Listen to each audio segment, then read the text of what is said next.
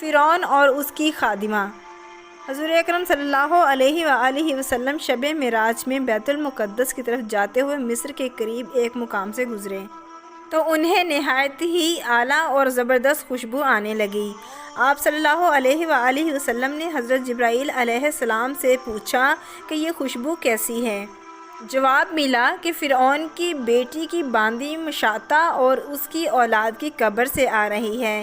پھر حضرت جبرائیل علیہ السلام نے اس کا قصہ بیان کیا کہ مشاطہ فرعون کی بیٹی کی خادمہ تھی اور وہ خفیہ طور پر اسلام لا چکی تھی۔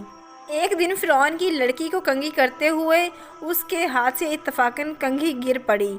وہ اٹھانے لگی تو اس کی زبان سے بے ساختہ بسم اللہ نکل گیا۔ اس پر شہزادی نے کہا کہ تو نے آج عجیب کلمہ بولا، رب تو میرے باپ فرعون ہی ہیں، تو پھر تم نے کس کا نام لیا ہے؟ اس نے جواب دیا، فرعون رب نہیں بلکہ رب وہ اللہ ہے جو مجھے اور تجھے اور خود فرعون کو روزی دیتا ہے۔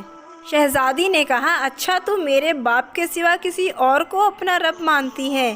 اس نے جواب دیا، ہاں میرا، تیرا اور تیرے باپ سب کا رب اللہ تعالیٰ ہی ہے۔ شہزادی نے اپنے باپ سے اس کی شکایت کی تو وہ سخت غضبناک ہوا اور اسی وقت اسے سردِ بار بلوا بھیجا اور کہا، کیا تم میرے سوا کسی اور کو اپنا رب مانتی ہے؟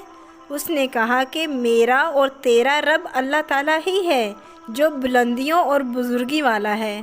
فرعون نے اسی وقت حکم دیا، تانبے کا جو کڑاہا بنا ہوا ہے اس کو خوب تپایا جائے اور جب بالکل آگ جیسی ہو جائے تو اس کے بچوں کو ایک ایک کر کے اس میں ڈال دیا جائے، آخر میں خود اسے بھی اس میں ڈال دیا جائے۔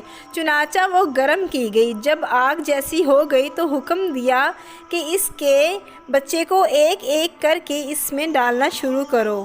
اس نے کہا، بادشاہ ایک درخواست میری منظور کر، وہ یہ کہ میری اور میرے ان بچوں کی ہڈیاں ایک ہی جگہ ڈال دینا۔ اس نے کہا، اچھا تیرے کچھ حقوق ہمارے ذمہ ہیں اس لیے مجھے منظور ہے کہ دونوں بچیاں اس کی آنکھوں کے سامنے اس میں ڈال دی گئیں اور وہ فوراً جل کر راکھ ہو گئیں۔ پھر سب سے چھوٹے کی باری آئی جو ماں کی چھاتی سے لگا ہوا دودھ پی رہا تھا۔ فرعون کے سپاہیوں نے اسے گھسیٹا تو اس نیک بندی کی آنکھوں تلے اندھیرا چھا گیا۔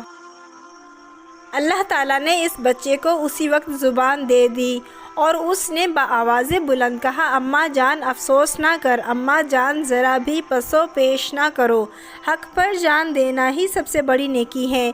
چنانچہ انہیں صبر آ گیا، اس بچے کو بھی آگ میں ڈال دیا گیا اور آخر میں ان کی ماں کو بھی اسی آگ میں جلا کر مار دیا۔ یہ خوشبو کی مہکیں اسی کے جنتی محل سے آ رہی ہیں۔